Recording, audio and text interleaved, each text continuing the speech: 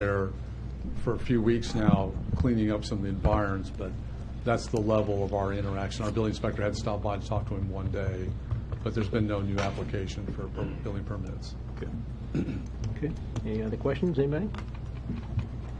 Jim, have you, you said since 2014 this has been a concern, and you have been in touch with the owner over the years, or just recently? My only contact with the owner was last summer when he submitted an application to repair the porch, the front porch of the dwelling. That's been my only interaction. Other than that, I've not had any conversations. Typically on something like this, one of our staff inspectors, either our property maintenance or building inspector, visits the site or sends off the notice to make some kind of correction, and then it's handed over to me for other resolution. But we haven't heard from the owner since the notices have come out. Okay. There's been no contact with us. Any other questions? Okay. Thanks, James. Yes, Mayor. Thank you. Anyone else want to comment? This would be the time to speak up. Please come forward. Okay, come on up to the microphone and state your name and address. My name is Kent Pettyjohn, Pettyjohn. I live at 4421 South Lane Street, Olathe, Kansas, 66061. I have quite a bit to go through here, but it appears that there may be a way to shorten this presentation with myself, is that Jim Sherman mentioned that an option to condemnation is a commitment to renovation, and I have that commitment to be made. Now, what Mr. Sherman didn't say was when I submitted a building permit last year for the porch problem, he told me that you had to live in the residence for 12 months before you could get a permit, which is impossible if you want to fix a place up to move into. I brought the former owner's son with me, who was there present at the time I was told that. I was going to do some work on that property, a limited amount with the porch and the items that he had mentioned in the dilapidation. I had only been notified once ever about any problem that the city had with the property, and that was in July of last year. So I had a list of items to address and resolve. So I took and halted a project that I was working on and went down, and I was going to try to do work for 1 week and get that resolved, what the list was, then go back and finish the other project, and then come down and do renovation. But after he told me that I had to live in the house for 12 months, I just kind of gave up on that and moved on to the next project. And I thought, well, we'll get down there and solve that later, because I don't know what the deal is. I did review some of the ordinances, and I could find nothing in any of the ordinances that said that. But I do plan on renovating, and if you want to see evidence of that, or if you would rather me work with Mr. Sherman on evidence of that, I'm happy to do that. But if you wish to move forward with a condemnation, because I guess the reason is that it's uninhabitable, and then I will be happy to address that issue. I believe it's up to you which issue we want to address. Well, let's start with, are you a contractor, or have you hired a contractor as a general for this project? No, but if you'd like to see my resume, I can present you one. Okay. That was just another first question. And financing been arranged for your rehab project? Let me pull this out here. Like I said, I have quite a few notes in here. And the taxes are paid in full, so that did happen. So, Is that recently? yeah, today. Yeah, Okay, I think it's like okay. $3,000 or something like that. All right. But I have a receipt somewhere in my receipts if you would like to see that. That's good. No? Would you like to see the resume? Would you like to see the previous building permit application? Yes. Let's I've only got start with one here. extra copy That's here. right. We can start right here. Here, this is an outline of what took place. This is a list of the items that they gave me in last July, or whenever it was. That's the items that they gave me a list of. Here's a building permit application in an effort to resolve that. They wouldn't let me get a permit. Here's a list of the contractors that he gave me a list of contractors that I could possibly work under, but I made about 5 calls, had no luck with that. Here's a list of the email I sent Mr. Sherman, and he did not respond to. Here's a list of my this is like the most recent resume I have, which is actually close to a decade old. But it was a certified resume, and on my letterhead that I sent, I certified this again. Here's a list showing my financing available, which is cash on hand, not financing from anybody, it's my own money, in excess of $100,000 if I want to play with it. And here's a 20-page estimate of what's been planned for quite a while now. Okay. Okay. Thank you. Yeah, that's it.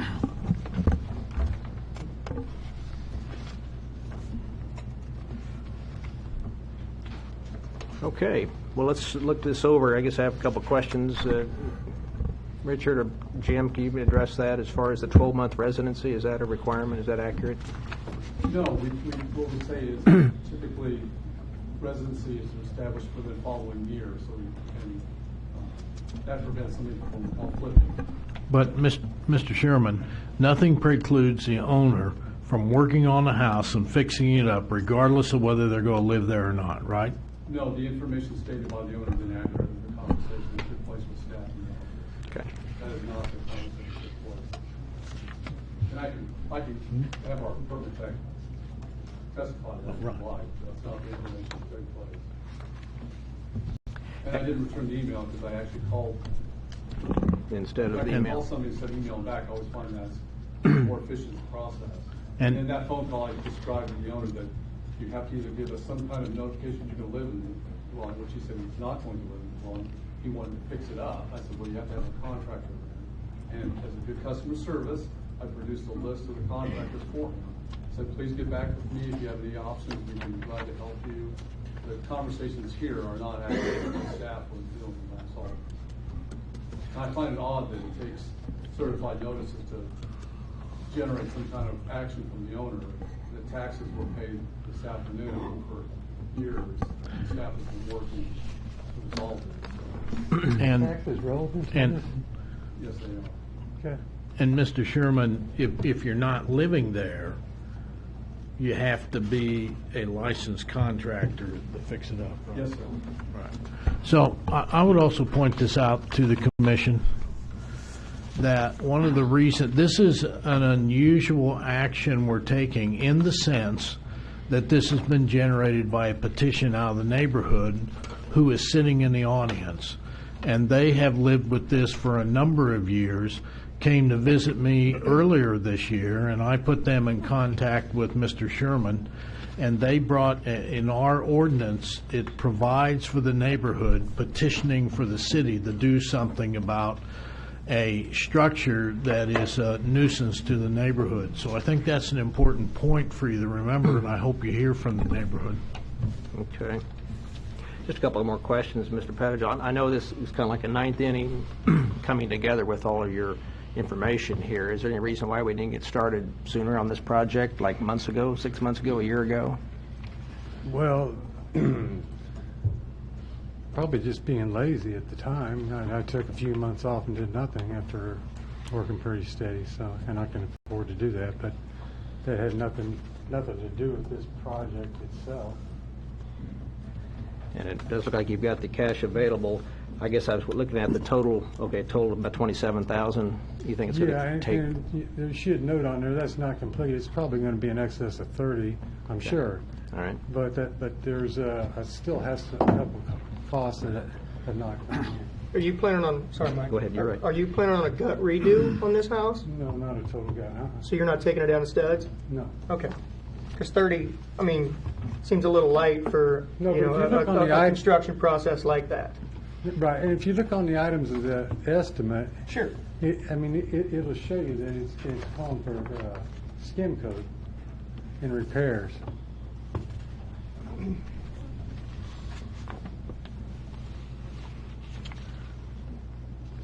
Also on there, it lists the professionals that I'm working with. One of them is Lloyd Douglas, who I have a lot of times one approach to redoing something. Lloyd is a preservationist.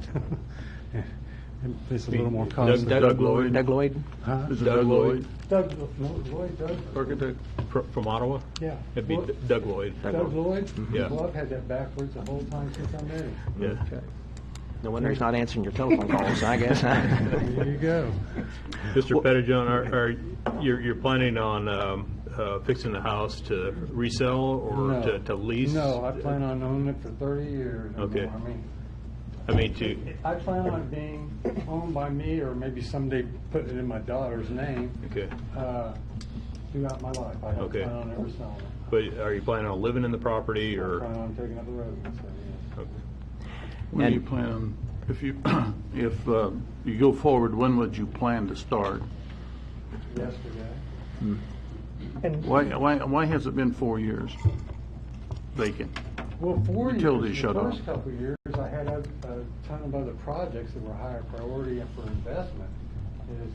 I'm sure y'all couldn't read my letter of introduction, but I explained that there. And then it was a coincidence last year that when I got the dilapidation notice, that I had planned on, that was the next project after the one at hand then. Well, then the permit issue came up, which we're in disagreement on if it's accurate or not.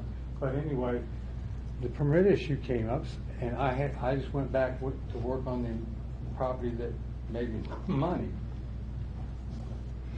how long do you think it will take for the renovation? I would say 6 months minimum.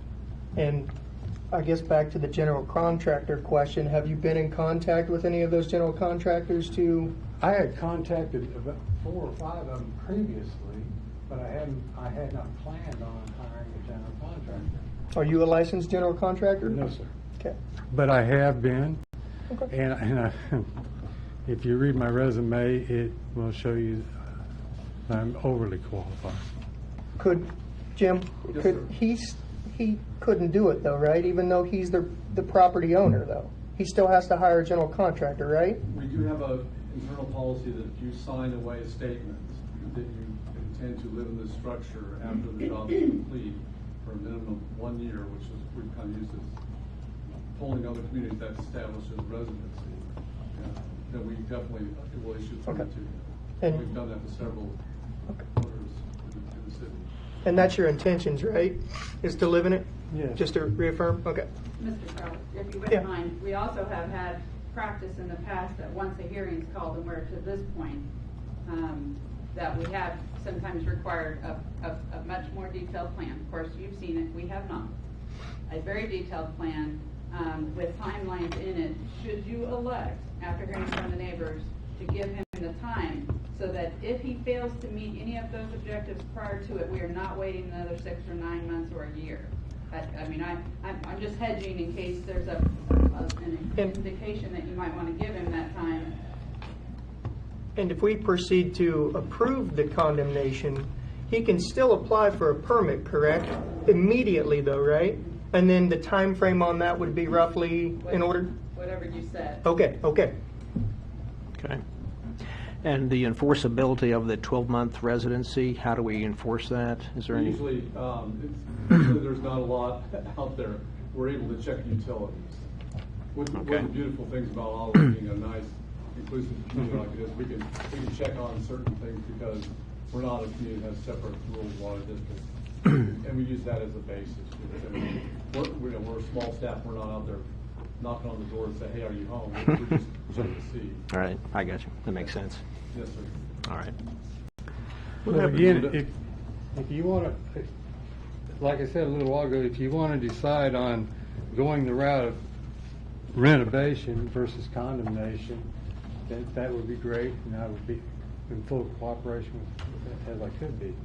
But if you choose you want to go to with condemnation, then there are quite a few other issues I'd like to bring up before we get there. Well, we do know condemnation takes quite a few months from, even if we vote for condemnation tonight, we're still, Jim, would you guess 6 to 9 months out from actual? I mean, Can I- maybe you can I could think like just 30. Clarify the language, because I think we are talking at cross purposes. A All right. condemnation action forces you to begin your project, and if you fail to proceed as described, then the city can remove it.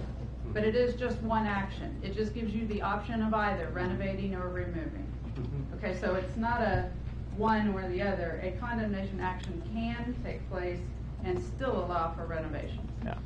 Yeah. What about halfway Another- renovating? What if we get started and you lose interest again? And you've already, I'm concerned that you haven't dedicated enough funds to bring this house up to code. I'm sorry? I'm concerned that, if I heard right, $27,000 is what he's planning on spending, That's what his budget was, yes. which is, I've can't hardly done put this a- for a number of years, and I'm very seldom ever off on my budgets too much. And again, that was going to be closer to 35 before it's going to put. And these price question estimates. is still, excuse me. Well, go ahead, Lou.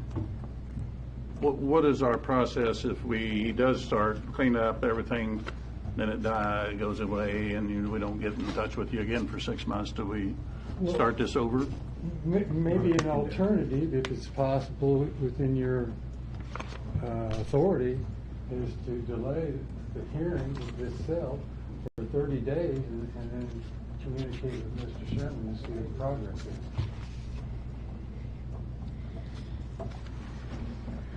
Wendy, I believe what has been done in the past is a timeline, that if certain milestones aren't met by an X date, then out of compliance and at that time. Yeah, we have a couple of different choices, and we can work with you on that, whether that is as the owner suggested, a 30-day continuance to see what kind of progress he can make in that time frame, and to be sure that the plan he's produced meets Jim's approval as far as what it would take for the structure to be occupied, with a very detailed plan of that timing. You alluded to 6 months and to have some sort of agreement about that.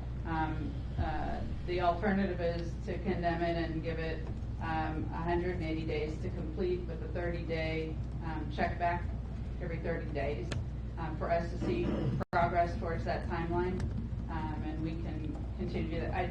I do think, because we've had a lot of conversation, we want the neighbors to be able to make sure and address you on the timing as well. Sure. Okay. Well, I'm in the dark a little bit. Do I proceed with an Mr. Mayor. argument against condemnation, or are we going to go through? Mr. Mayor, I would suggest that perhaps the other folks can talk, and then maybe that'll clear things Now, up. I didn't know if are you finished with what you have to say tonight? No. You're not, okay, fair enough. Well, let's see what some other neighbors have to say first. It's still an open hearing. Okay, and then I may take the floor again? Yeah, we'll allow that. Thank Mr. you. Finch, you have something? This is fine procedurally. If you want to hear from the neighbors and then have the owner back up, or you can have the owner complete his remarks and then call up the neighbors. Okay, if anybody wants to come forward, just state your name and address, please.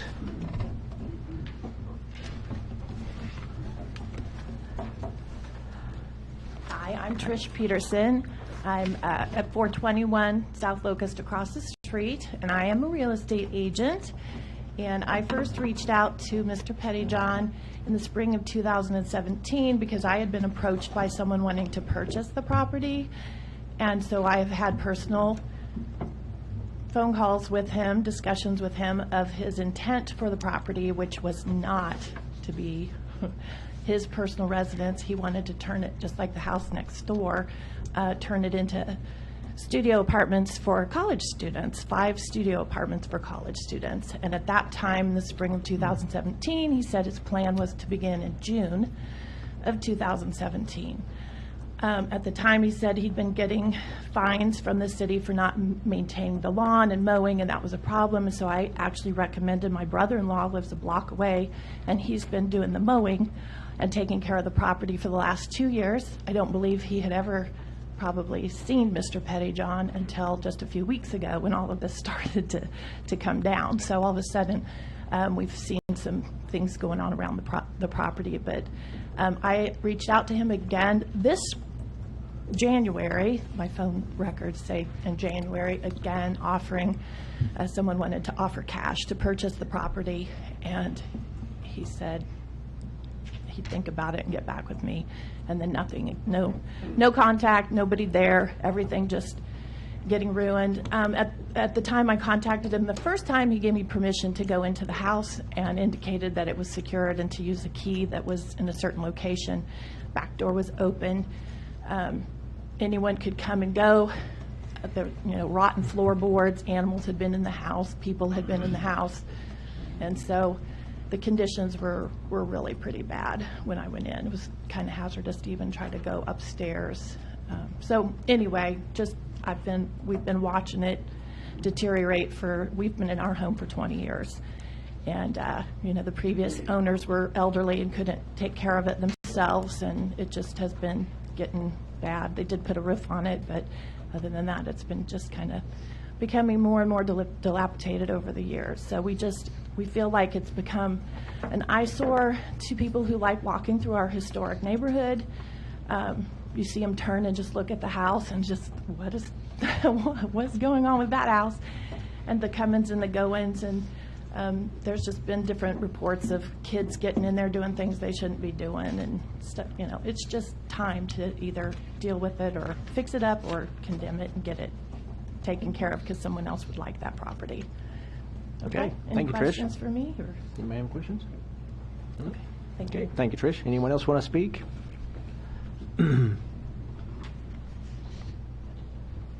Just state your name and address, please. I'm Chris Husky. I live at 426 South Locust, directly south of this property. Some of the things the statements that the owners made are completely inaccurate. I've been in the house with his permission.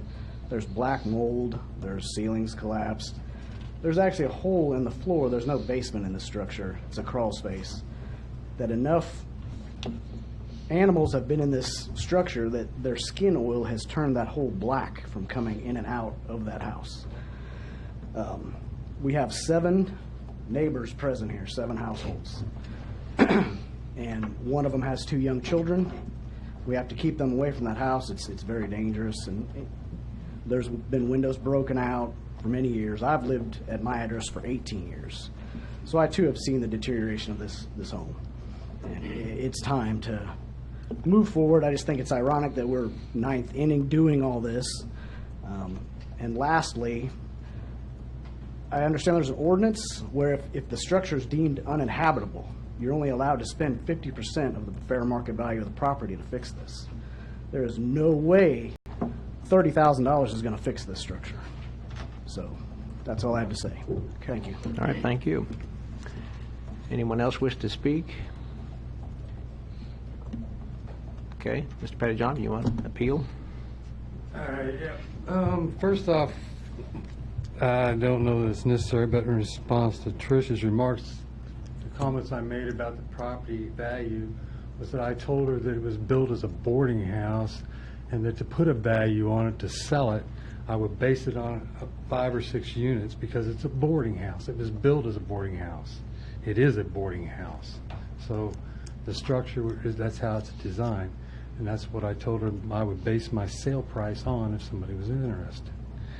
The neighbor, I'm not sure what hole he's talking about, but I don't know of a hole in the floor exactly which one he's talking about. But I'm not aware of any.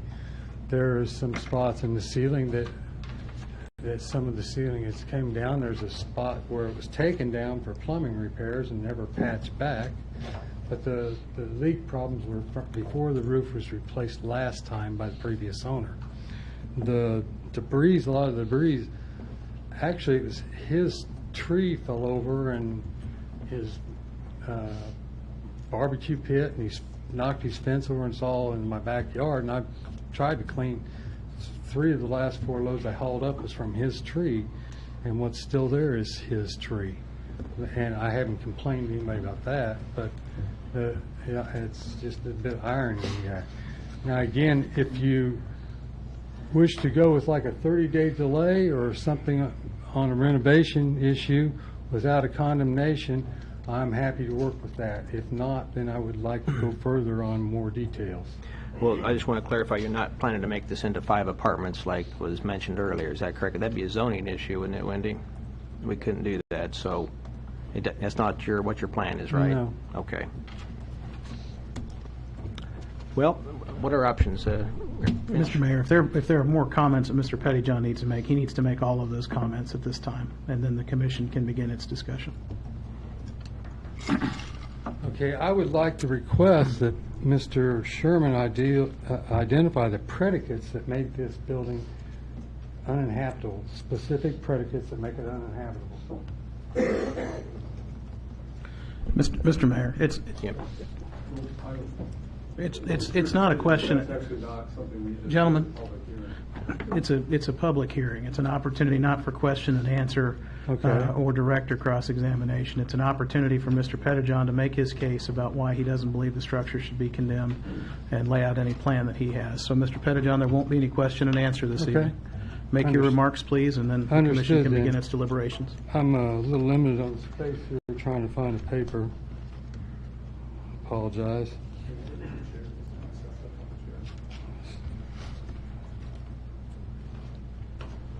Oh, it's in the folder in front.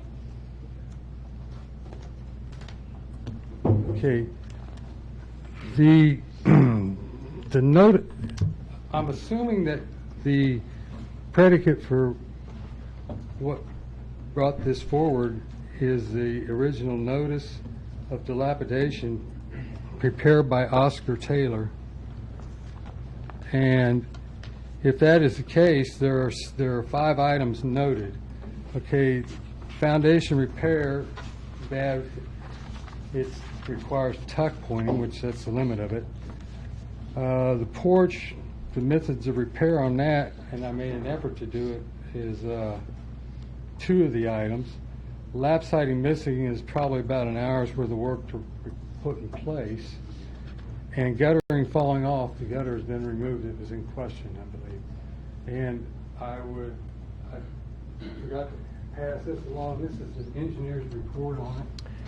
And the stamp. Okay. All right. Filled on it, I went to the page. There you go. Okay, all right. Are all these copies we can keep, or are these yours? Yes, sir, you can keep them. All right, okay. Let's Yes, go sir. ahead and just finish up your remarks then. And if by chance, will they be accessible to Mr. Sherman? Pardon me? Will the copies be accessible to Yes, Mr. yeah, Sherman? we'll make sure they have them, yeah. Okay, Yeah. okay. Anyway, that is it. There's 5 items that were listed as dilapidated. One of them's corrected, the other one's an hour's worth of repair. The other one could be close to 1 day, maybe worth of repair, which is tuck pointing the foundation, and then the porch. And the porch could be repaired within a week. And I was going to try to get started on that, but again, we're on that permit issue. Of course, this notice of dilapidated structure was dated July of 17. Could there have been more things that have deteriorated since that date? If we've got other issues with black mold or whatever could be inside the structure? There could be some, there's some sheetrock problems from it and cleanup, but I'm qualified for that also. I get that with fire restorations. Okay. We'll go ahead and make our closing comments, and then we'll end the hearing.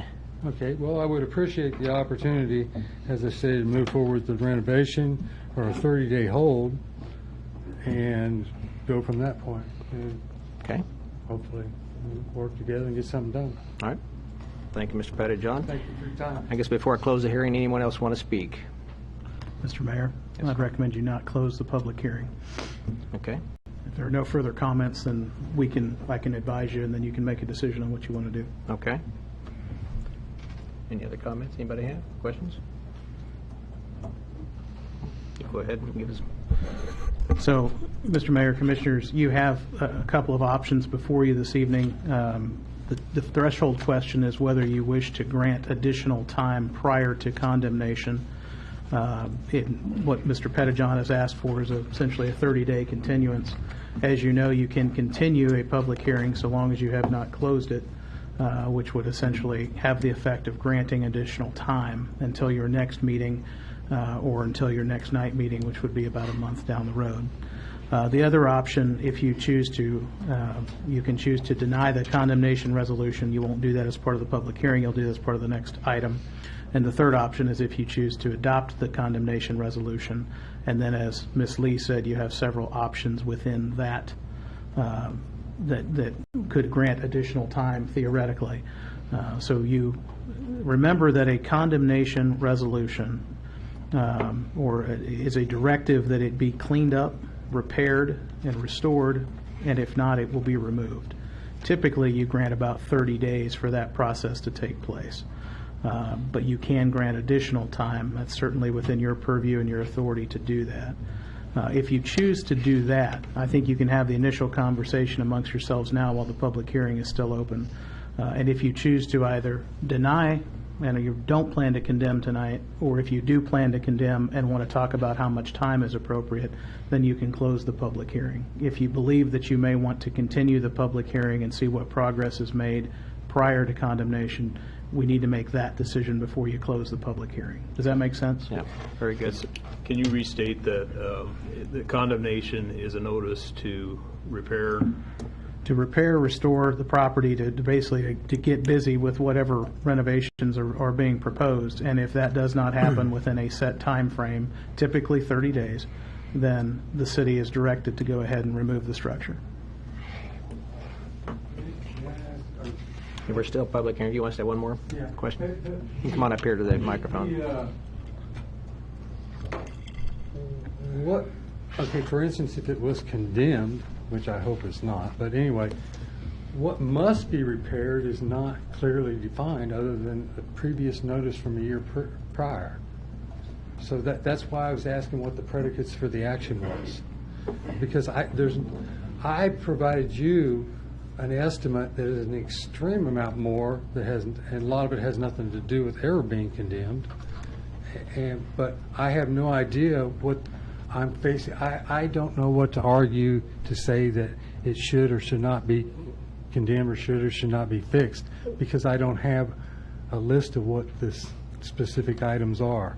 So if you condemn it, I don't know how you can tell what must be done by a certain date. Well, I think either way, whether it was going to be condemned or not, you were planning on a full renovation anyway. Right, but I bring that up because if you condemn it, then and he mentions, okay, it could be a 30-day or you can set a different date or something, but there's nothing defined that says what must be accomplished in that time period that I know of, beyond the first dilapidation paper that was presented the year before. But I think if you condemned it, and if I'm wrong, if it is condemned, then you'll apply for the permit, and then at that point the permit will state what you're planning on doing, which will be which will be your full renovation. Right. Correct? But Okay. he just mentioned also 30 days. I could apply for a permit to fix the porch and put lap siding on it and fix what was dilapidated on that notice from before and meet the requirements. I plan to do more than that, but that's why I say if you condemn it, you don't have anything defined as to what you're requiring. That's the only point I have. Okay. All right, thanks. Commissioners, you'll recall from the memo that was presented to you back on July 12th from Jim Sherman, there are findings proposed in that memorandum that would be incorporated into your resolution, which is required by the ordinance. And those include that conditions exist which are dangerous or injurious to the health, safety, or morals of the occupants of such structures. In this case, they're not occupants of this structure, but occupants of surrounding structures. Conditions have a blighting influence on properties in the area. Defects therein increasing the hazards of fire, accidents, or other calamities. General dilapidation, disrepair, structural defects, walls, sidings, or exteriors of a quality and appearance not commensurate with the character of the properties in the neighborhood, and violations of health, fire, building, housing, or zoning regulations. These are all findings that Mr. Sherman has himself, as the building official, made, but encourages you to consider and make as part of your resolution for condemnation. So the term predicates has no legal basis in our ordinances, but you do find in the code a requirement that you issue findings as part of your resolution. And I'll let the Community Development Department speak for themselves, but I think they're asking you to include these findings as part of your resolution. And the 30 days in your ordinance and in the municipal code is they must commence work within 30 days and then diligently prosecute the same. If they would start and stop, as Commissioner Wygand has said, that is, you count that time against the owner and you move ahead with removal. So there is still to use your ninth inning, there's still the bottom of the ninth, there's still a batter to come to the plate if Mr. Pettijohn chooses to do that after condemnation. But what a condemnation ensures is that it has to be done swiftly and diligently, and there can't be breaks in the work that's done over there. But there are certainly opportunities, or an opportunity, let me say that. There's two outs, so there's an opportunity at this point if you do decide to condemn. Okay. Well, just to summarize what I'm hearing here, I sense that the neighborhood would love to see this house fixed up, refurbished, looking nice, just like all the other homes in the neighborhood are looking right now, over an empty lot. But we also need to hold Mr. Pettijohn's feet to the fire to make sure he completes what he started and is willing to do it in a timely manner. A lot of people are going to be watching what I'm saying. And so I'm guessing that's kind of what the people want, but that's my interpretation of what I've heard tonight. Anybody else have any? I heard something else. I heard the neighborhood wants this house gone, that it's unsafe, it's dirty. The pictures didn't do it justice. Actually, I've been by it a few times, and in real estate, we love to take pictures and good quality pictures because those help sell houses. But these pictures actually look better than it is. And I have serious concerns about throwing $27,000 to $35,000 at that house and getting anything done to where it would be livable and pass the city code.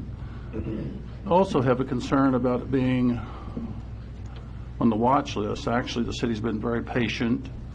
You've had from 4 to 3 to 2 years of it sitting idle, deteriorating, and now you come to us at the last possible minute to throw some money at it or plead for some time, and I don't trust that. And so that's where I am on that. Okay. Blake, anything? Not at this time. Nothing? Anything else? Okay. Mr. Mayor, if there does not appear to be consensus that you want to continue the public hearing, then I would say you could close the public hearing and move on to item 12 on the agenda. Okay.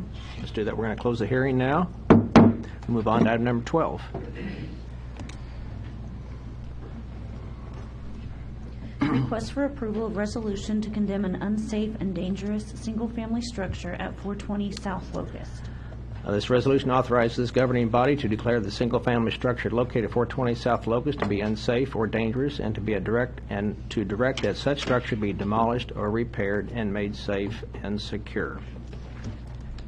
Any other comments on that? I believe the resolution that was provided at the study session indicates that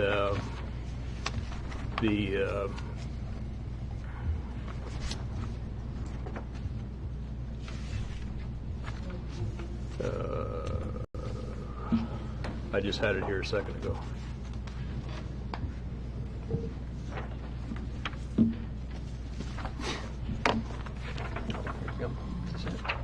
If you want to go on, I can. Okay. Oh, here we go. The unsafe structure shall be removed or repaired and made safe and secure by the owner with work commencing within 10 days after the publication of this resolution, and all work shall be completed within 90 days thereafter.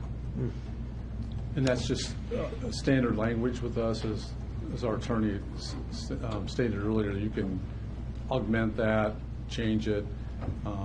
That's just our standard language that we use. And that's to make it safe and secure. That means repair the windows, repair the porch is unsafe at this time. Well, it depends on how it's strictly commission. We're looking at to personally do the neighborhood involvement. We're looking at to be at a habitable standpoint to where we can turn on utilities. That would mean interior items too, smoke detectors, wiring, plumbing, mechanical systems up to date. Drywall, lath and plaster repaired. I'm not asking for, a custom home, but just the minimum basics of habitability, which we definitely work with the owner on to establish that through our adopted codes and standards that we have. But that's what we typically look for, not just an outside. But of course, we will work at your pleasure on where you want to go with this. But in our discussion with the neighbors, we were looking at, to bring that building to habitability, because utilities have been offered since 14. I see. And we feel that that's one of the items that makes it also a dilapidated structure. Just not having operable utilities doesn't help a structure like that, especially when it is aged in condition. Mr. Sherman, in the past, we've done this, similar to this, where we've approved the demolition, and yet the individual starts working on the house and then brings it up to where it should be, and nothing is ever demolished then. Is that correct? Yes, we have several Examples. success stories, as I like to call it, success, where we do work with the owner, and it does have a good ending as far as the neighborhood's happy, the structure's rehabbed, but we do encourage some timelines established by the commission, and it's your direction to staff to enforce and make sure those happen at your direction, and we will. Because we don't come in with a wrecking ball tomorrow, is what you're saying. We No, just give it plenty of time. I personally don't believe that anyway. I think if you say, okay, let's start the rehabilitation, then we should provide some decent benchmarks, and that's why we do the 10 and 90, because it's probably not practical for, as they say, a hammer to start swinging in the next 5 days, because it doesn't. And we have some safeguards to keep Mr. Pettyjohn's feet to the fire, to what we're saying too, that if he proceeds to start working on this house, there is a timeline, you said, before it has to be done. Yes, sir. When you set that timeline, we also, as staff, we reach out to them before that benchmark arrives and say, look, we haven't been called for an inspection, where are you at? We're going to need to present something to either the city manager or the commission on the status, because we're approaching this 30, 60, 90-day period. Okay. But we've just seen a pattern in the past of Mr. Pettyjohn delaying projects. My wife watches Dr. Phil, and she tells me that story. What is it about that? A predictor of future behavior is past behavior.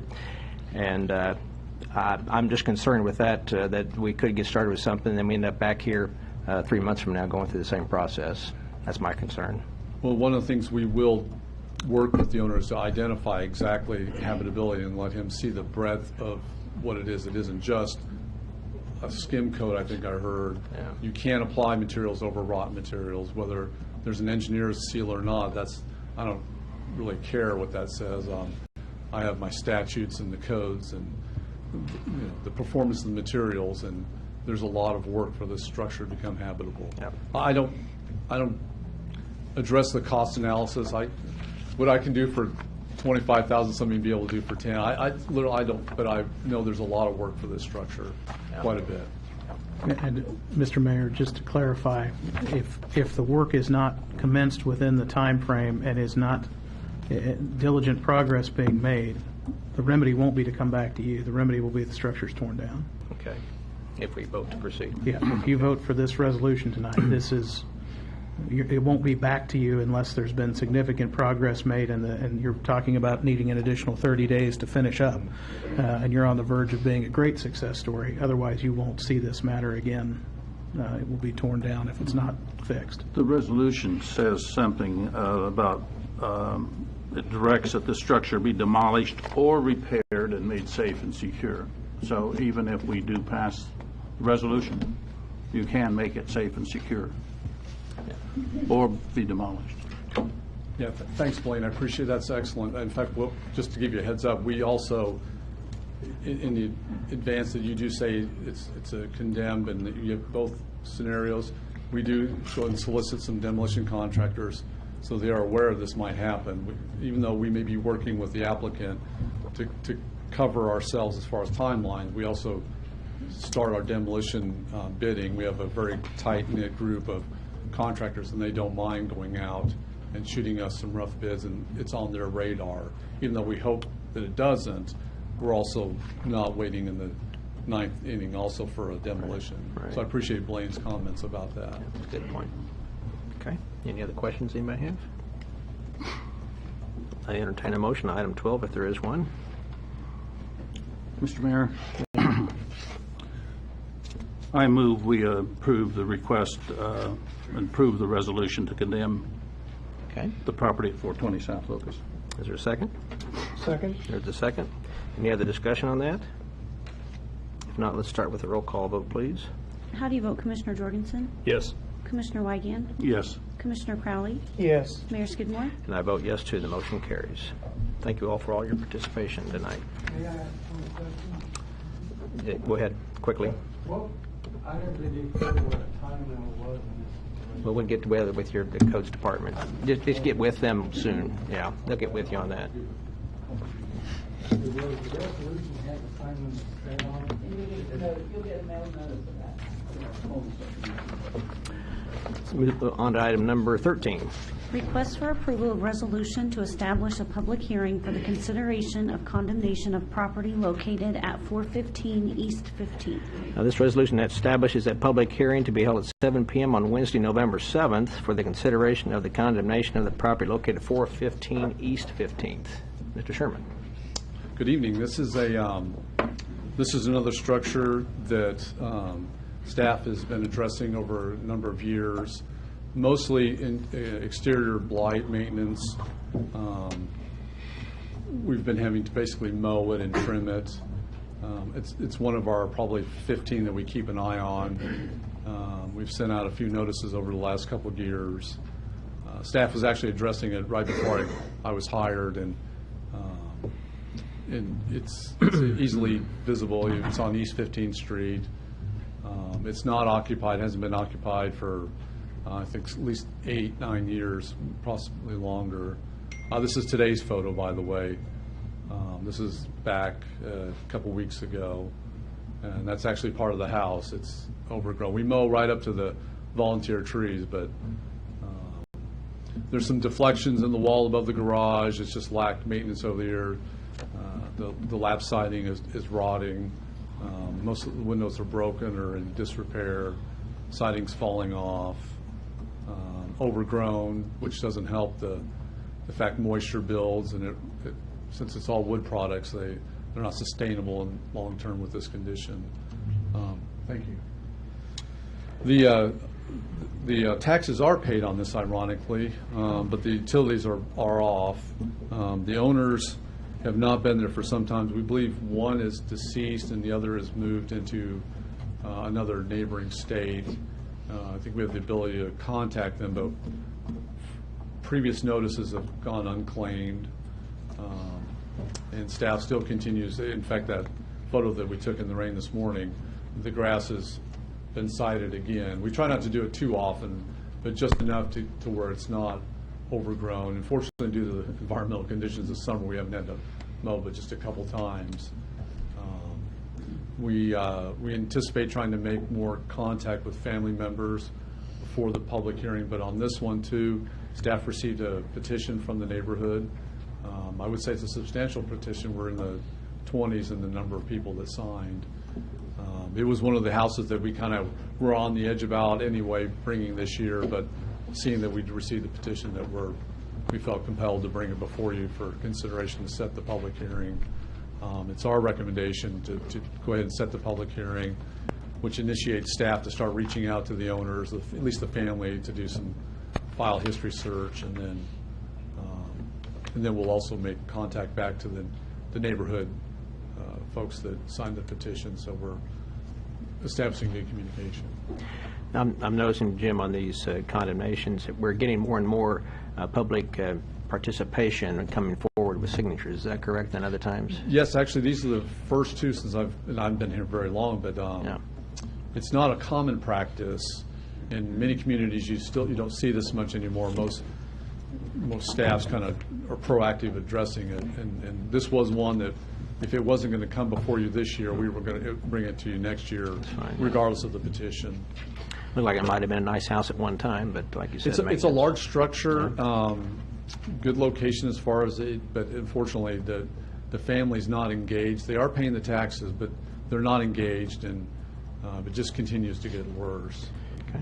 Jim, there's been a car parked in the driveway. Is that a neighbor's car? or is that- We hope so. I haven't felt like bothering the chief yet about that, or Deputy Chief Adam, but we kind of keep an eye on it from time to time just to make sure it's not activity that we do need to advise police on. But we think it's just a neighbor that pulls in there sometimes. Good. Okay. I Yeah, just it's funny. I thought it was your car, Jim. That's okay. All right. Boy, Jim's diligent. He's parking there during the day now. Any other questions? You haven't had any response from any relative, the owner, kind of? No, this one's really quiet. Hate to, But we're going to make sure because of that, because I tell you what it is. Somebody paid the taxes. That's Surely they could follow that up. I appreciate that. Thank you. That's one reason why taxes are relevant in these cases because it shows a connectivity, somebody that is in contact possibly with either the county, the city. So by the taxes being paid, and by the way, they weren't delinquent either. It's not like it was several years they've been paying. We will do a file search and look for some relative or somebody responsible. It may be a trust. I don't know. It's been a couple of years since we knew that one party was deceased and the others not in the region. So we will reach out. We're just not going to let this happen. And just for that, thank you. That's Councilor? Mr. Mayor, Commissioners, this is one, you'll recall when we did the 15th Street sidewalk project several years ago. I had to condemn the easement to put the sidewalk in on this property, and at that time we could not find anyone either. We were dealing with a probate situation, and I think there's probably a mortgagor out there that's kind of on autopilot that's been paying out of an estate or out of a trust, and we're not really sure at this point how to find someone we can actually get in contact with, because we went through that process there too, and just eventually had to publish notice to try to do our condemnation. We never got any response from any of the mailings we sent back then either. So it's truly one of those where we try, but we just can't seem to get anybody to respond. Apparently, they're getting the tax notices because they're paying the correct amounts, it sounds like. So. Yeah, which leads us to believe there's probably an escrow, and I think there is a lien holder in the ownership and encumbrance report. So, probably. Very good. Any other questions? Okay, thanks, Jim. Thanks, Mayor. I'll entertain a motion on item number 13 then. Mr. Mayor, Commissioner, I'd like to make a motion to approve item 13. is there a second? Second. There's a second. Any other discussion? Let's hold a roll call vote then, please. How do you vote, Commissioner Crowley? Yes. Commissioner Jorgensen? Yes. Commissioner Whitehan? Yes. Mayor Skidmore? I vote yes too. Motion carries for the resolution. Move on to item number 14.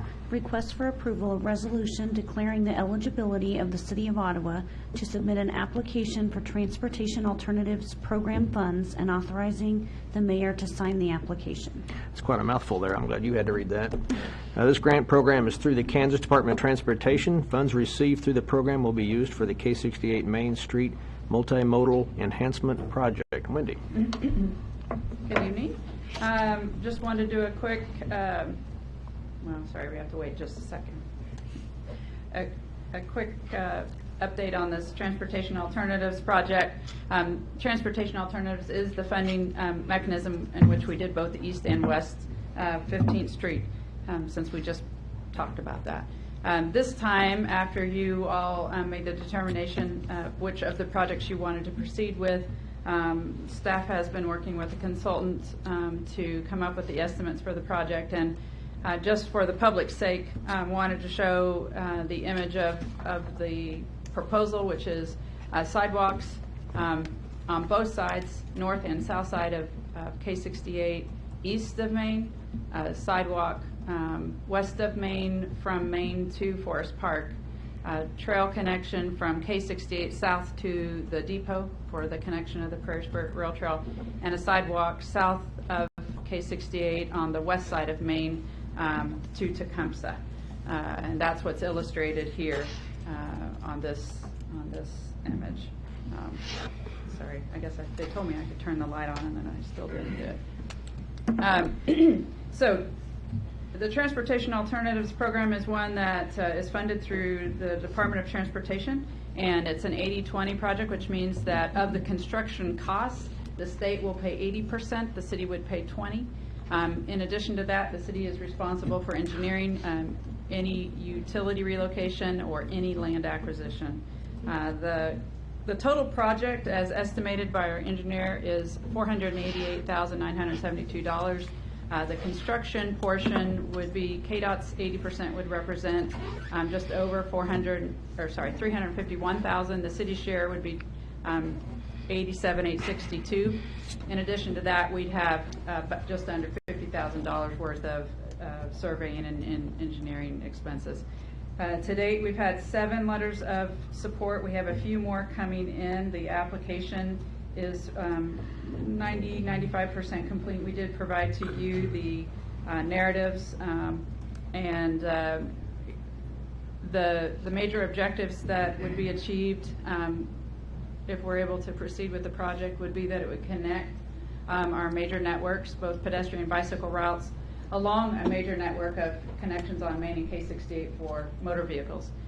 It does have community support. It significantly enhances safety because there are some of those locations where people are walking alongside the road, and depending on the weather, maybe on one side of the curb or the other. It is consistent, and these are probably the most significant for our planner, like I am, that it is consistent with our comprehensive plan, our bike ped plan, our master park plan, along with KDOT's long-range transportation plan, KDOT's bicycle network plan, and the Kansas Rails to Trails plan, all of which talk a great deal about alternative transportation connections, improved safety.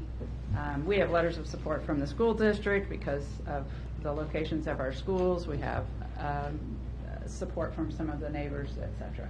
So we would request that you authorize through the adoption of the resolution that you are indicating your support, and that the governing body or the organization will pledge to pay those 2 amounts that I mentioned to you earlier, the design and surveying costs of just under $50,000, which we would anticipate in the 2019 budget, and that the city share of construction, just under $90,000, would be paid probably out of the 2020 budget. But by that point, we would know what funding or what mechanism we were going to do that with, if awarded. I'm happy to answer any questions. Anybody have any questions? So it's really going to cost us $137,000, which Yes. is about a third, a little over a third, 40% of the cost of the Total. project instead of 20. Right, it's 20 of the construction, Yeah. and then we have to pay in advance expenses as well. That's great. The construction prices can go down, but the design is fixed. Is that a bid? No, we would end up with a contract, and probably, most often, design is really a factor of the project, at least a lot of times for both architecture and engineering. The survey work, we would get, depending on whether or not we wanted to go out for bids for the design or not, well, we would have a contract that would set that. And the construction could go down or up, and just on that point, if it goes down, then it's still an 80-20 match. If it were to go up, we would have the option of changing the project. Let's say the project came in at $400,000. The state would give us the opportunity to decide whether we want to proceed, whether we want to change the project in some manner, or whether we want to not. And I know internally, Mike and I have, if we start to see the project during design looks like it's going to exceed our initial budget, we would probably remove one of the sidewalks, probably remove the sidewalk that is east of Main on the north side of K68, because those residents can use Logan to get to Main, whereas the residents on the south side of K68 would have to cross K68 and go west on Logan and come back down. So we have some options on how we could adjust should the project have some expenses that exceed our anticipation. Okay. I know I can look out my office window and see a significant portion of this area, and I know Eric can as well. And there is people that use that, both bicycles and pedestrians, and in order to make that safer, that's probably one of the highest traffic intersections in the community, and we took it to a certain step by putting crosswalks there in the recent stoplight upgrade, and then connecting this area with what we've already put in the trails makes a lot of sense to me.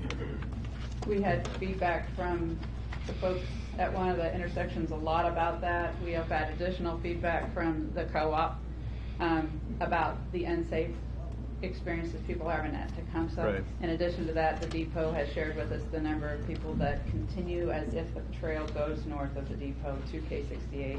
And the folks at CarStar told me then people cut and go through. So there is probably more pedestrian and bicycle traffic than we all understood before we started asking the question. Very good. Any other questions? Michael, do you have anything to add to that? Your name was on the list here, but if you had anything to add, why? Not really, Mayor. Okay. You- Wendy and I both attended the workshop for this grant. Okay. And due to my absence for my other job, Wendy kind of took the lead on this for me. So Sure. I really appreciate that. But this project will really connect the north and south side of the town. So I agree. I think it's good. And I appreciate your service in your other job, too. Don't forget that. Any other questions or comments? I entertain a motion on item number 14, then. Mr. Mayor, Commissioner. I would make a motion to approve that request Okay. for funding. Is there a second? Second. There's a second. Okay. Any other discussion? If not, let's do a roll call vote, please. How do you vote, Commissioner Crowley? Yes. Commissioner Jorgensen? Yes. Commissioner Weigand? Yes. Mayor Skidmore? I vote yes, too. The motion carries. Thank you both for your work on that. It's good. Item number 15. Request for approval of ordinance amending Chapter 12, Article 3 of Municipal Code for reserved parking. This amends reserved parking in the area of a courthouse square apartments. And Adam, you got it. Mr. Mayor and Commissioners, Chief Butler has presented and prepared a memorandum for you outlining some requested amendments to the parking ordinance, specifically relating to parking in the central business district for reserved parking area. And what we ran into is an issue with parking permits related specifically to Courthouse Square Apartments, where some of the residents were parking over on the Main Street side instead of in front of the building on the north side of 3rd Street, which is their designated parking area for residents of Courthouse Square Apartments. Residents that live in the central business district can apply for and purchase a parking permit that allows them to park in excess of the 2-hour limit that's in place for anyone else who doesn't live in that area.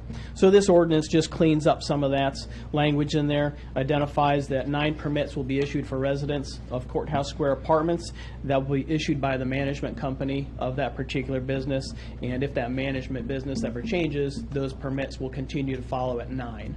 So it doesn't specify any further than that. And Okay. one of the other issues that occurred is residents had been issued those central business district resident parking stickers in error, and we have corrected that and hope that it won't happen again in the future, and this amendment to the ordinance just helps us do that a little bit better. Okay. Anybody have any questions on this one? Mr. Mayor, Commissioner, I move to approve the ordinance as described in item 15 of the agenda. is there a second? I'll second. There's a second. Any other discussion? If not, roll call vote, please. How do you vote, Commissioner Weigand? Yes. Commissioner Crowley? Yes. Commissioner Jorgensen? Yes. Mayor Skidmore? I vote yes, too. Motion carries. Thank you, Adam. Thank you. Move on to item number 16. Request for approval of ordinance revising 2018 Uniform Public Offense Code, UPOC. And staff recommends approval of revisions to the ordinance as outlined in the memo. Adam. Each year, the Kansas legislature updates the criminal ordinances for the state of Kansas. Municipalities such as Ottawa adopt what's called the Uniform Public Offense Code, which mirrors state law and allows our local police officers to enforce state law through our municipal courts. This is just a summary of those legislative changes that are put in place after July 1st of each year, and upon approval, we will issue these new books to our officers so they can enforce the latest state laws that the Kansas legislature has passed. Okay. Any other questions on this? I'll entertain a motion on item 16 then. Mr. Mayor, Commissioner. I'll make that motion. All right. Is there a second? I'll second it. I got it. Any other discussion? Roll call vote, please. How do you vote, Commissioner Jorgensen? Yes. Commissioner Weigand? Yes. Commissioner Crowley? Yes. Mayor Skidmore? I vote yes, too. The motion carries. Thank you, Adam. 17. Request for approval of ordinance revising the 2018 Standard Traffic Ordinance, STO. Staff recommends approval of revisions to ordinance as outlined in the memo. Adam. Same thing as the uniform public. Information and entertainment in East Central Kansas. KOFO K279CS Ottawa, where keeping you informed comes first. Driving with suspended license and registrations. Very good. Any other questions? Mr. Mayor, Commissioner? I move to approve the ordinance as described in item 17 of the agenda. A second? I'll second. Okay, take your pick there. Any other discussion? Let's take a roll call vote, please. How do you vote, Commissioner Crowley? Yes. Commissioner Jorgensen? Yes. Commissioner Weigand? Yes. Mayor Skidmore? I vote yes too. The motion carries. Thank you. Thank you, Emperor. Good job. We're going on to item number 18. Request for approval of ordinance rezoning an area within the city of Ottawa and repealing the corresponding section of zoning map in ordinance 3501-05. Planning Commission has reviewed and recommends approval of the ordinance. This ordinance would rezone property at 2573 US 59 Highway from R1 Low Density Residential District to R1 PPDO Low Density Residential with Proximity Park Development Overlay District. It would also rezone properties at 2723 Kingman Road, quite a few other properties on US 59 Highway, 207 East 27th and 2640 Granger Drive from C3 General Commercial District to C3 PPDO General Commercial District with Proximity Park Development Overlay District. And I'm glad I'm done with that. So, Wendy, why don't It you- is a long heading, isn't it? Wow, yeah. And so, yes, Commissioner, so we, the Planning Commission called a hearing to consider the overlay district placement on those tracks, as you mentioned. And at the public hearing, we had two property owners represented, and they had some concerns about some of the language in the 12A overlay district. The Planning Commission then continued the hearing and asked staff to take a look at the questions and concerns that were expressed by those folks that represented the property. Staff then suggested some revisions to the 12A. The Planning Commission, we held a hearing, they agreed, we forwarded those to you. You adopted them at your last meeting. And we felt that after the revisions were in place that the overlay district was then appropriate for all of these parcels. One of those two property owners has indicated agreement that resolved their concerns. The other had continued to ask some questions and indicate that they were not supportive of the overlay for their parcel. The Planning Commission addressed some of those comments in that continued hearing. They felt that the overlay district was still important for the overall development of that area, and that in order for the area to have a consistency in how the ordinances would be applied and how the development going forward would be expected to look and fit in the vision plan that was adopted for that entire area south of I-35 from about the Prairie Spirit Rail Trail beyond Montana and south beyond just a bit of Kingman as well. That having the overlay district was better. One of the changes or one of the concerns that was expressed in that original hearing was that if a property were to see some development, would they have an ability to ask that the Planning Commission or whomever, when the site plan comes in, for some consideration. And one of the changes that we made was to more clearly articulate that they could request an exception to the standards that were outlined in that overlay district at that time. And that hopefully, by making it very clear, that process, and that it applied to all of those standards, that would alleviate any concerns at this time. However, it did not, and this city clerk received a protest petition on this rezoning, and that requires you then to take that into account in addition to the Planning Commission and staff recommendation. Because the Planning Commission recommendation is to approve the rezonings, the overlay district being applied, it would take a 3/4 majority vote, or in this case, Mr. City Attorney, I think it would take all four of you to concur with that action in order for this action to move forward. You also have the alternative of you can deny the request to place the overlay on the parcels that are abutting US 59. Or your third alternative is you can remand the matter back to the Planning Commission for further consideration. We would ask that if you choose to do that, that you provide clear direction about what consideration it is that you would like the Planning Commission to take. If you felt there was something that was failed to have been addressed, then we'd like you to give that direction to them so that they can clearly understand what it is that you might like them to do. Having said that, staff and the Planning Commission do recommend adoption of this in order to carry out the vision of that area from the community, and that's the community and the county, because that was a wider vision plan than just the cities. Okay, can you just give us a brief overview of what the advantage of an overlay district versus none? Well, when the community, and that includes the governing bodies and members of the community, originally began contemplating the development of a new industrial park, there were tours taken of other communities. There was a lot of discussion about what kinds of development we would like out there and how would we like that to look. And there was a clear direction at that time that we wanted what would be considered today to be more of a state-of-the-art industrial park, not the old-fashioned, you can do pretty much anything as long as it's on your own property.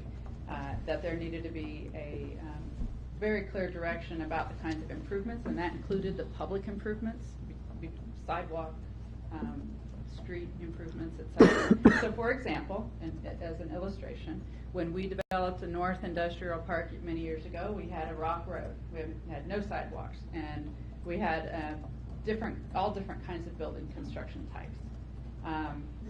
The vision that we anticipated following visiting some of those other communities is that we would be investing in curb and gutter, we would have sidewalks and trails, we would have a clear planting plan, we would have a consistent signage, that there would be a very attractive development to recruit businesses to. While we have site planning standards, there's not very much out there right now to build two that you could build consistently. It's not as if it's downtown where we have a very strong form, height, window coverings, type of materials, etc. We have mostly vacant land. One commercial operation at the south end owned by Mr. Fogel, and then an RV dealership, a residence, a cemetery, and another commercial operation on the north end.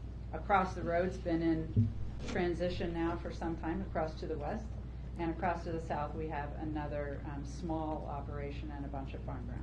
But if you were to look at the totality excuse me, of the land that was envisioned, that was a part of that vision plan, the majority is farm ground. And as a result, there's not a real clear indication of what would the expectation be. And so as we discussed in the Planning Commission meeting, both for the potential investors in the industrial park as well as anyone who might acquire ground, to understand what would be expected of their neighbors, you wouldn't really have much to settle on. And it was felt, and the Planning Commission concurred and had a number of statements to the effect that they would believe that would present a better likelihood that there would be good, strong expectations before someone were to acquire, that by having a 12A, Article 12A that we're applying here, that someone could review those standards and have a good idea what it would be that would be expected of them, whether they're on commercial ground, industrial ground, light industrial ground, or even the public potential zoning, which was also a part of that vision, so that there wouldn't be confusion about those expectations. There was some question about whether it applied to the existing property. It does not.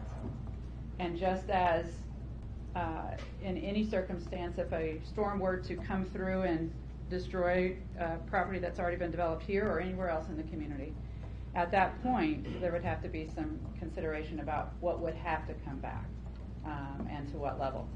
That is a consideration that takes place when and if some kind of major event like that were to occur. And there are alternatives that could be explored at that time. But at this time, what we were asking for and suggesting was that we set the tone of what that entire area out there would look like. And the reason that staff suggested this was because we felt we had a clear directive from the city and the county after what's somewhere near $30 million worth of investment, that the property, as it is a gateway to the community, both going south and north, present the very best, most positive foot forward that we could. Okay, very good. Good answer. Thank you. Any other questions? I got a question, a couple of comments and a question. The 2723 Kingman Road, and then you've got 25, 71, 91, 95, 97, 99 on 59.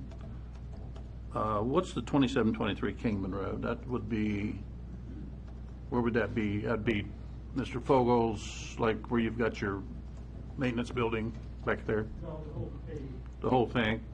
And then the Highway 59, is that, does that start at Love's and go south to the corner of Kingman and 59? So the 2601, that is the parcel there at Love's, that kind of area, the Granger parcel. 27 East 27th, I think, is actually technically the Love's because it's 8 acres. 2640 is probably, I believe it's that tiny little parcel right at the intersection of 27th and US 59. And then there's a couple parcels. We have the fireworks building, the cemetery, the residence. Okay, so those are, okay, those are all. And then the comment is rezoning from low-density residential to this higher level of zoning, but, and then your new zoning, though, is still is low density. It seems to me that property out in there, because of the industrial park, would be ideal for multifamily. I could see an apartment complex out there, a multi-story apartment complex. So that would be permissible if you rezoned and that kind of thing, or should you do it now? Actually, the overlay was not in any way trying to change the underlying zoning. Okay. If we or the owner felt that the underlying zoning needed to be reviewed, then we would call another hearing. These were the zoning districts that when the city went, when the area was annexed, and then we did our annexation or zoning outside the city limits. Some of this was outside at that time too. This is the zoning that was placed on them. There is an existing residence out there, hence the R1. I understand that now that it's just an overlay over the present We did zoning. used to have it in our long-range plan with multifamily. Our current vision plan that's adopted does not show any residential in any of this area. However, we are talking very large pieces of ground, okay, on some of these. If someone came back with a plan and they were subdividing, doing their developments, all of that, and they were to consider multifamily, yes, I think it would probably fit once you were down to a smaller parcel and had that identified. But because these are significantly large for the most part. Now, there's a few 1 and 2 and 3 acres in there, but there's also 70, 60, those kind of large tracts where, yeah, you might end up with some multifamily. And our old comp plan actually did show multifamily. And just like we have residential near our current industrial park, there is a lot of movement towards being able to use alternative transportation to get to work. And just like you could have a hotel, you might end up with a multifamily structure, very similar in nature. But at this time, we did not change the underlying zoning. Okay. And it does not, any of this does not change the uses of land that are there today, that could be there tomorrow. None of that was changed by the enactment of what we're asking you to do. This is just the overlay, really setting the standards of how the development would occur, not the uses of land. And that's whether or not there's development at Proximity Park. Let's say this area develops before Proximity Park, they would be subject to the same kind of covenants as Proximity Park would be. Yeah, Proximity Guidelines. Park has covenants. The remainder of the ground in the vision plan was expected to have this overlay created. And this is, we as we told you in our study sessions, that idea is something that we encountered when we began looking at some of the other communities and how they approached the situation. we had not done this kind of an overlay before. However, overlays are not that uncommon for us. We have an overlay that allows for a higher density residential. We have an overlay that deals with the airport. We have a historical opportunity overlay. So we have overlays so that it's not about the uses, but it's about how. So that's what this is too. It's about how the development would go forward. Gives them some opportunities, but it also has some constraints. Good. Okay, other questions? Okay, thanks, Wendy. Yes, if you have a few comments, come on up to the podium, Ted. Just state your name and we'll get you going. Yeah, my name's Ted Fogel. I live at 1521 South Maple here in Olive. And I got some problems with this. I did some research on it and spent quite a bit of time talking to a number of people, and of course I filed out a petition, to protest it because I think it's flawed in a number of ways. First of all, this is not vacant land. There's buildings there and businesses. If it was vacant land, I could see it. And the problem I have is that our building would be non-conforming if it like 51% got destroyed. We hired an architect and an engineer when we built that building, and we got permits to build it, and it passed, and we had an occupancy permit for both residential and commercial to use that building, which had hung in that building all the time that we had it. So now we're saying, if something was to happen to it, we couldn't build it back if it's over 51% because it's non-conforming. Well, how would you like that if you were a banker and you had a mortgage on it? How would you like it if you were an insurance company? They would not like that at all, because if it got 60% destroyed and all of a sudden, what would they do? And then there's another thing. I can't compete with the city because you're going to have to do a lot to sell you. There's a number of other cities that are doing this, and some of them haven't been able to find anybody. They're sitting vacant, and they don't know what they're going to do. Now, we've been through 3 different salespeople trying to sell it. Have they sold anything? I don't think so. It's a hard sell, and you're going to have to do a lot and give them a lot, to do it. And I can't afford to do it. I'll be competing with you. And another thing, you didn't do it to Moores or anybody else. You just did it to us. To be fair, you'd have to do it to everybody around there. You're picking and choosing who you did it. That's not fair. What happened is, commercial people want to build, they want to build their store, they just go right over to Moore's, they jump right over, and you'll hook them up. And the bigger businesses always go buy farmland. Look at Walmart, look at all the rest of them. They go buy farmland, and pay $3,000 an acre or $5,000 an acre.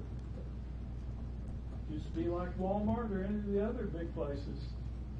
So I don't know how many people you're going to be able to sell. There's a big article on the TV about up there at Leavenworth. They built one, now they can't sell them. They're in trouble on it. So I don't know, and it's kind of scary because I'm not going to be around here probably when it happens. We put everything into a trust for our kids, but none of them live here.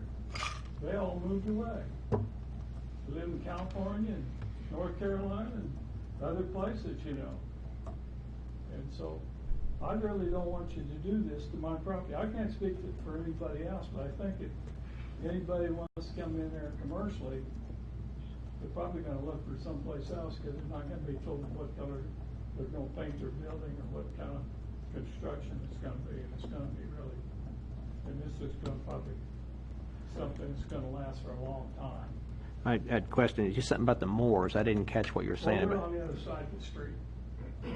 Is that the Moore family. Oh, on the Moore family, is that Yeah, I mean, include? if you're gonna do it, at least you could do it. Okay. Everybody, just Well- don't pick and choose, just a few of us, you know. But Mr. Mayor. another thing I wanna say before I leave, Okay, go ahead, Ted. Finish up here. yeah. We had 2 fires last summer when it was really dry, and the rural fire department come out and put one out. It burnt from Kingman Road and got into a bunch of our cedar trees that were, nursery stock, you know. And, it was a major, major fire. Well, they come out and put that out, and then, I don't know who set the other one, how it got set. That might have been a cigarette. But the second one was on the other side of the creek.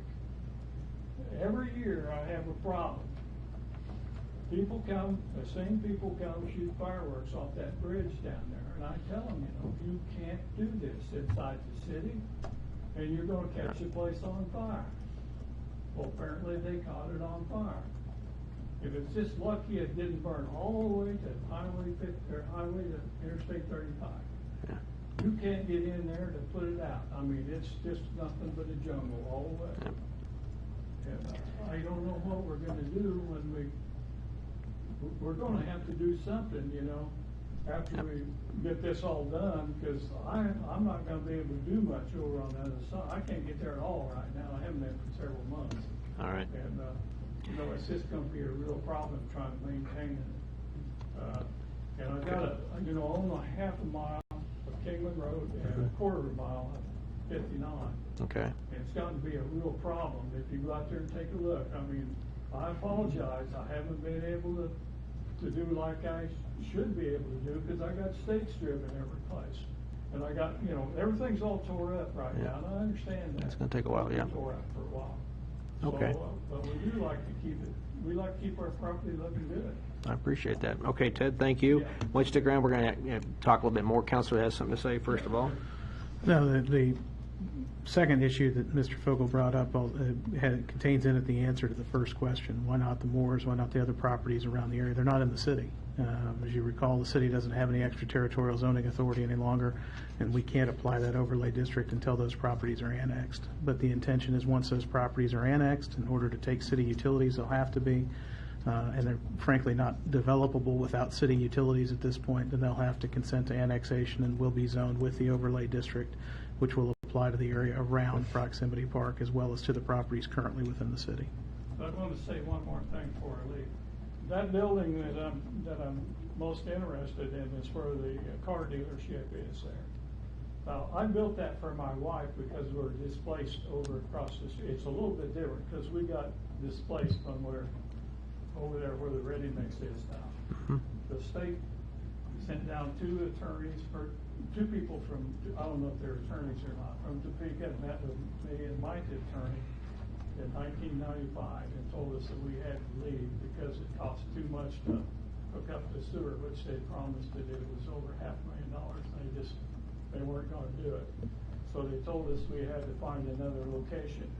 Well, we didn't move for 5 years because I had a lot of, we did a lot of work on state highways and bridges and stuff that way. We had several $1 million worth of contracts that we had to finish, which, you know, takes sometimes a number of years to finish those contracts. So anyway, we did, and we had another problem with the land because it basically was kind of landlocked because they didn't build the service road that they built to the 3 acres that TK Enterprises, they were 100 foot short. They built it to where Mrs. Selby had sold that to Doc Lyons on their contract for deed, and they wanted me to, I went and bought his contract out, but Mrs. Selby wouldn't allow me to pay it off. She said she'd gotten legal information to not do it, so that left me where I couldn't sell it for 5 years. So there was a 5-year delay between the time they told me that and the time we left, and I built that building for Karen. Okay. And that turned into something else. I don't have time to tell you all about it. No, that's fine. Anyway. But that's why that was there. And what we did is we rented porta potties.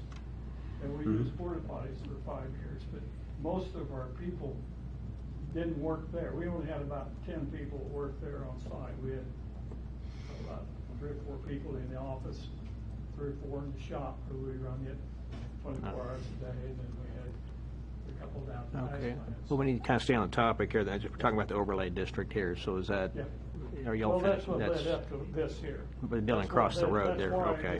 This all happened, that's From not what Kingman. this came about. All right. We bought this land over here to, for Karen's That's business, good. William Okay. Pines. We All couldn't right. find a place to put TK Enterprises. Okay. Every place we went wasn't suitable. Somebody was following us around, filing lawsuits or All right. on some of it, so. Well, thanks, Ted. Yeah. I do have some questions, though.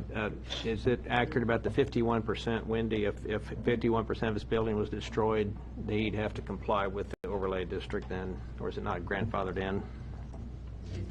Yeah. So as I said before, the use is one thing, the building is a second. The building is different than the zoning regulations as far as, there are complications with his building that has a lot to do with the buildings code. But my point was that if a building is destroyed and there is some kind of question as to how would it be rebuilt and what would the overlay look like, that's when we'd handle the question.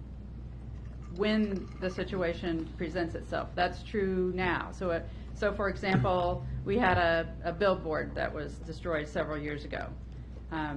When it was destroyed, then we started communicating with the owner to see what could be done. Not trying to anticipate. You can't anticipate every question because you don't know how the extent of the damage. And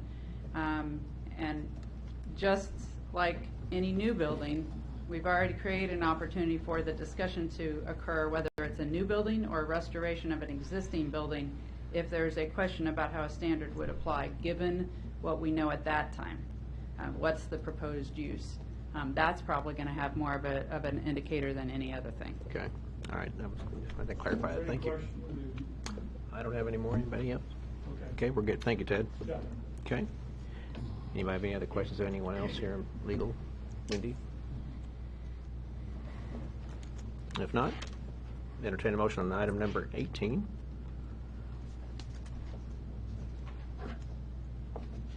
You know, I have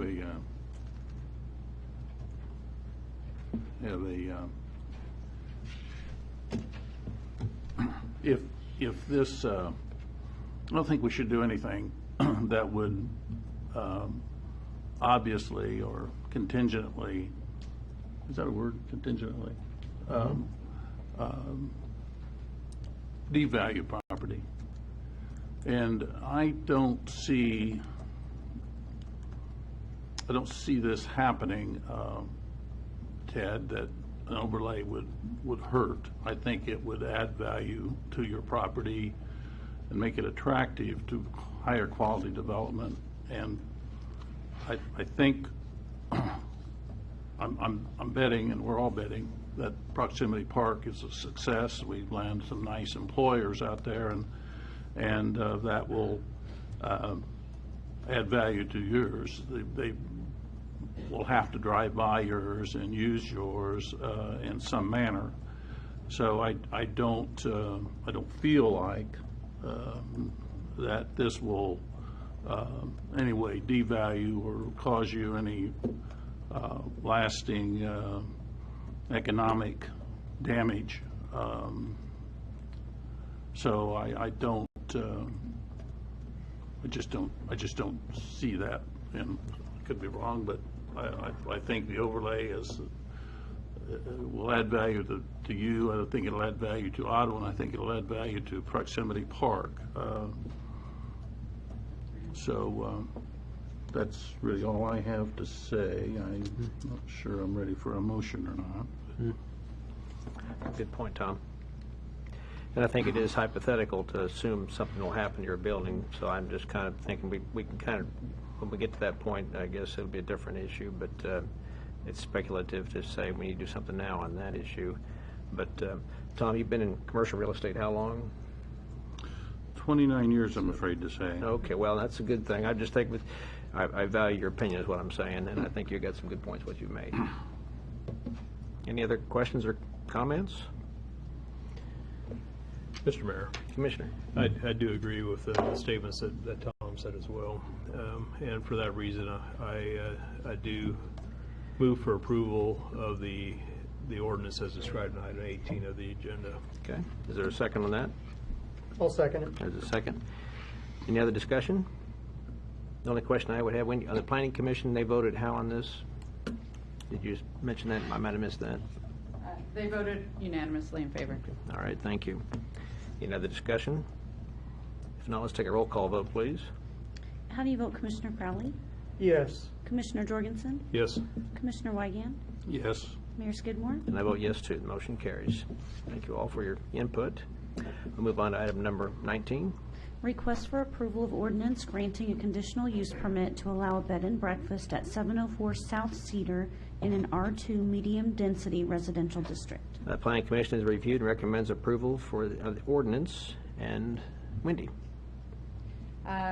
So the owners of the property at 704 South Cedar have proposed a bed and breakfast. They would have 3 rooms, and they have adequate parking on site for those rooms to be rented out. They reside there. We held a public hearing. There were no public comments other than the owners. And the Planning Commission and staff recommend approval of the conditional use permit. Okay. Anybody have any questions on that? Is it true they're going to call it the Shady Rest? Is that right? I don't think so. Uncle Joe back there? I don't know what they're going to No, call it. okay, all right. My kids always called that the Crayola House, so that's Here's a name. yeah. Painted Lady. Painted Lady, okay. Okay. Mr. Mayor, I think this is a great use for that property, and I'm excited to have that type of a venue in our community. Therefore, I move to approve the ordinance as described in item 19. Is there a second? I'll second it. There's a second. Any other discussion on that? Steve, you have anything to say or address? Not yet. You're good, not yet? Okay. Could be No other- too late pretty soon. No other discussion? Let's take a roll call vote, please. How do you vote, Commissioner Weigand? Yes. Commissioner Crowley? Yes. Commissioner Jorgensen? Yes. Mayor Skidmore? I vote yes, too. The motion carries. So, thanks, Steve, for your patience. I guess we put you on 19. We should have put you 1 or 2. I'm sorry, but you can go home and go to bed now. All right. Move on to item number 20. Request for approval of resolution accepting public improvements on South King Street. This resolution accepts public improvements, including the building of a new road for Holiday Inn, storm drainage system, and sidewalk associated with Leisure Addition. And Wendy again. Last but not least, the road is actually not just for the Holiday Inn, although that project, the Leisure Addition, is the funder of the project because it was a part of what they were doing in order to develop the parcel.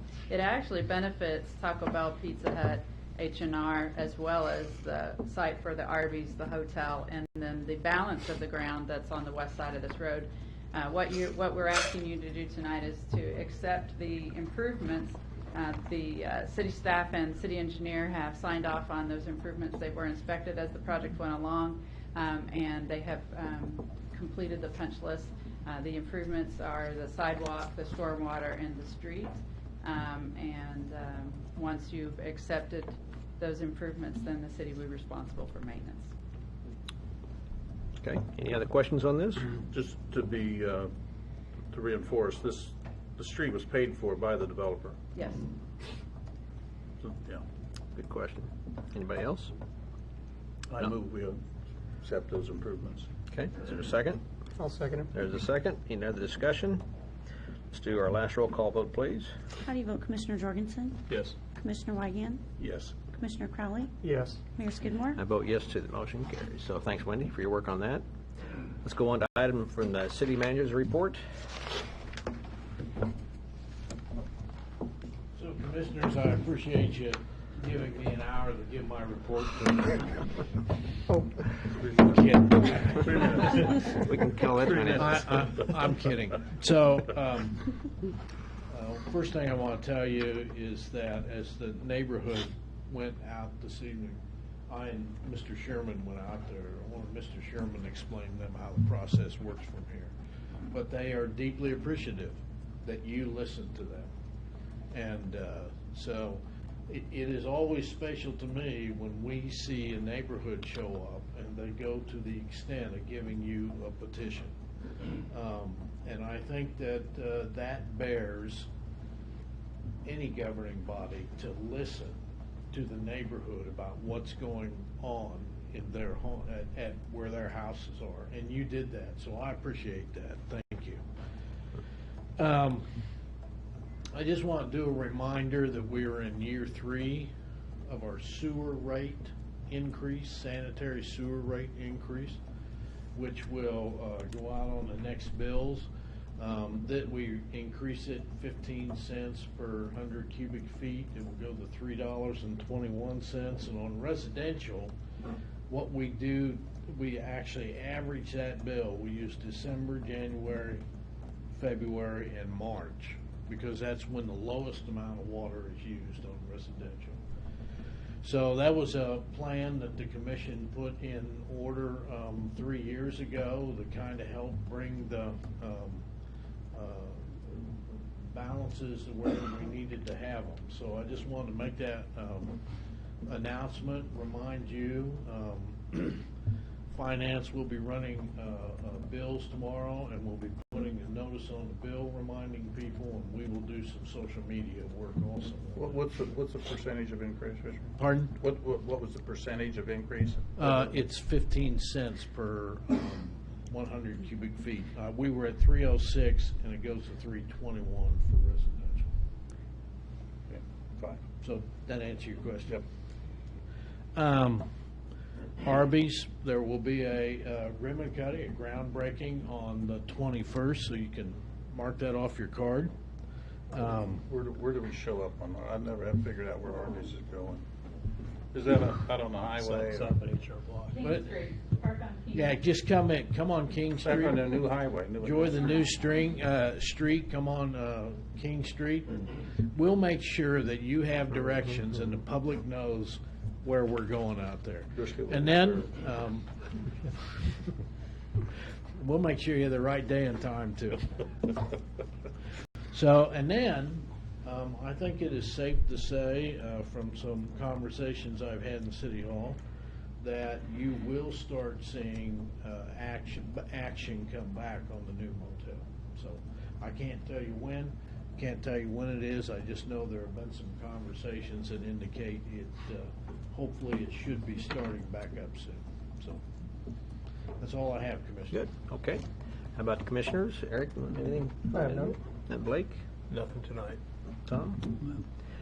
I just want to say I think the city is making our city look great. We've got a big show this weekend with the tractor show and the car show following. So I just appreciate the city crew's been out keeping our city looking beautiful and clean, and I think it's great to have those first impressions. They're very important. So thanks you guys for all your work you do out there and keeping our city looking nice.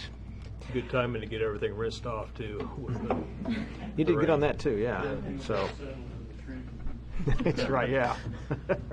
We'll get that leveled off. I'm sure everybody's concerned about that. We'll be okay, I tell them. I think we do need to have an executive session. Is that correct, Richard? Mr. Mayor, that is correct. I don't know if you want to make the announcements first. There will be no action taken following that executive session, so all we would need to do is come back in from that and then adjourn the meeting. Well, let's do the announcements then. We got the retirement for Scott Bird between 2 and 4 tomorrow. And then we have study session on Monday. Then we have another retirement for Troy Gavel between 2 and 4 on the 4th. What, these people younger than me than retiring, I can't figure this one out. This is getting to be kind of concerning to me. I got in the wrong business, I guess. They took the right jobs. Study session on the 17th and regular meeting on the 19th. So is there a motion to go into executive session at this point? So moved. Mr. Wilton. And let's go ahead and clarify it all. That will be for attorney-client privilege for the purpose of confidential communications with the board's attorney. Would ask that the board and city manager and city attorney be present for a period of 15 minutes. Let you go in and come out about 10 after 9. Okay. Is that your motion, Tom? Yes, Okay, exactly. good. You said it exactly right. And was there a second to that motion? I'll second it. All right. We're moving to executive session then. Thank you. Absolutely. Get her in. You've been listening to the Ottawa City Commission meeting on KOFO. This broadcast has been brought to you by Ryan Henningsen with Edward Jones at 502 South Cedar in Ottawa. We now return to our regular scheduled programming on KOFO 1220 and 103.7 FM. Ken, those are about the coolest sunglasses I've ever seen. Do you sell those at your office? We sure do, Derek. These are Wiley X's, and they are all the rage. Ed and the optical staff have a full line of these babies. You know, not only do they look great, they are super comfortable, and the vision clarity is fantastic. And on top of that, they are safety certified. I can shoot with these, and they've even helped me hit the target. Maybe there's hope for me yet. Yeah, you and me both. Frank Eye Center, 14th and Main, 242-4242, frankeyecenter.com. Hey, Ryan, where do you want to go to eat? Pizza Time. Pizza Time? Where's that? At 208 South Main in historic downtown Ottawa. Or we could call 242-TIME and have it delivered. 242-TIME? Yep, call my BFF Duke and his friends at Pizza Time. What are you going to order? I don't know. It's all so good. Pizza, sandwiches, appetizers, and dessert. Now you've got me hungry. I wonder what time it is. Pizza Time! You've heard it said, a house is only as solid as the foundation it's built on. But who bothers to check on their foundation? I mean, when's the last time you crawled out of your house or took time to inspect your basement? Would you even know what you were looking for in the first place? Luckily, we have Dials Construction. They've got the skills to find and correct issues before something bad happens and you have to move into a motel for a couple of months till the water gets pumped out and repairs are made. Dial Construction's also your go-to place for decks, fences, garages, roofing, framing, and more. 785-418-8211. So Dials. You've never seen this much power in one place. The Power of the Past Antique Engine and Tractor Association invites you to the 24th Annual Antique Engine and Tractor Show, featuring Case tractors and Woody engines. It all happens this Friday, Saturday, and Sunday at Forest Park in Ottawa. Enjoy the parade of power each day, along with homemade food, drinks, and ice cream, music, a petting zoo for the kids, see straw baling, threshing, rock crushing. Enjoy the auction Saturday morning, and more. Admission is $3. Children under 12 are free. Come enjoy the Power of the Past this Friday, Saturday, and Sunday at Forest Park. Up for a little friendly competition and a chance to hone your skills? Join League Night every Thursday at 4 at the Gun Guys, 412 South Main, downtown Ottawa. Find out more online at thegunguys.net or call 418-0711. And we're back. One more round, Cindy, and you win. I'm ready. Name a bank with at least 250 locations. Arvest Bank. Yes. Name a bank with longer hours and award-winning service. Arvest. Yes, that can give you a mortgage, credit card, or loan. Arvest. Has a free blue checking account you can open online. Arvest. And has an online switch kit. Arvest Bank. That is correct. You're a winner. You can be a winner, too, when you open a free blue checking at Arvest Bank. Go to arvest.com/switch or visit a friendly nearby associate. Equal housing lender. Information and entertainment in East Central Kansas. KOFO K279CS Ottawa, where keeping you informed comes first. Bob Allen Ford, your President's Award Ford dealer, now has 2 locations in Overland Park and Ottawa, Kansas. Shop online at kcford.com and choose from over 700 vehicles. Curb appeal. You know it when you see it. And with the Home Depot, you can absolutely get it. Boost your curb appeal with the best brands at the best prices. From new garage doors to colorful flowers. From exterior lights to a new coat of paint. From inspiration to installation. You can get everything you need to boost your curb appeal on a budget. Like select special order windows and doors. Now 15% off.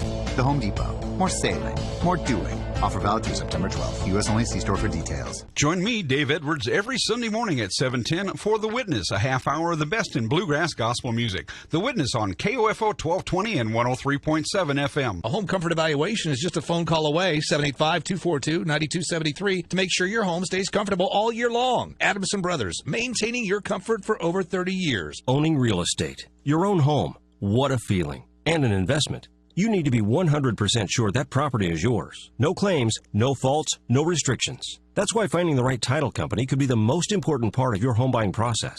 Your only locally owned abstract and title company in Franklin County is Croucher Abstract and Title. Located in the heart of downtown Ottawa, Rod Croucher and his staff will make sure your abstract and title needs are well taken care of. Stop in and see them today at 324 South Main or call 785-242-3281. Whether it's an oil change, coolant flush, tires, bodywork, or you need your AC checked, Aaron and his staff at Beanie's Body Shop in Ottawa has been taking care of your vehicle's needs for over a decade. Call for an appointment today. Beanie's Body Shop, 785-242-4082. Seems anymore, everything is part of a chain. Department stores, restaurants, even medical clinics and hardware stores. There's one shining exception, however.